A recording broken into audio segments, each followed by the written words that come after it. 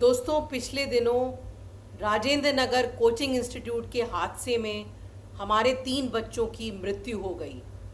जिस दिन से ये घटना घटी है उस दिन से मुझे ढंग से नींद नहीं आई उन माँ बाप के बारे में सोच सोच के कि उन पर क्या गुजर रही होगी।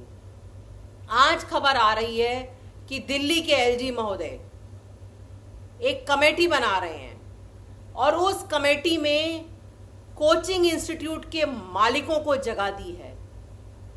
ये वही कोचिंग इंस्टीट्यूट के मालिक हैं जिनको पता था कि बेसमेंट में बच्चों को नहीं बैठा सकते, जिनको पता था कि उनको जो एनओसी मिली है वो उस बेसमेंट में स्टोरेज बनाने के लिए मिली है, लेकिन फिर भी लालच के चलते इन्होंने किसी की जान की परवाह नहीं करी और उसी का रिजल्ट ये हुआ कि हमारे 3 बच्चों की मृत्यु हो गई।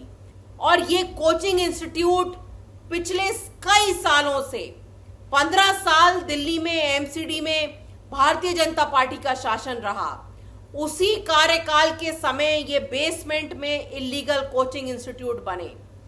आज जब उनको रेगुलेट करने का टाइम है, आज जब उनको एक कायदे कानून के घेरे में लाने का टाइम है, तो उन मालिकों को आप कमेटी में क्यों बैठा रहे हैं? कई सालों से भारतीय जनता पार्टी की और कोचिंग इंस्टीट्यूट के मालिकों की मिली भगत के कारण आज हमें यह दिन देखने को मिल रहा है कि पूरी दिल्ली में बेसमेंट में जगह जगह इलीगल कोचिंग इंस्टीट्यूट बने हुए हैं। मैं भारतीय जनता पार्टी से और एलजी महोदय से पूछना चाहती हूं कि 15 साल भ्रष्टाचार करने के बाद भी आपका पेट नहीं भरा।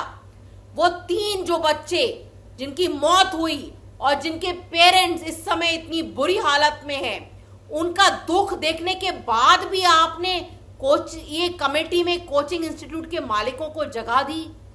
कुछ तो शर्म करिए, कुछ तो भगवान से डरिए। लॉ एंड ऑर्डर आपके हाथ में है, पुलिस आपके हाथ में है और सबको पता है कि पुलिस हफ्ता वसूलती है इन सब मालिकों से।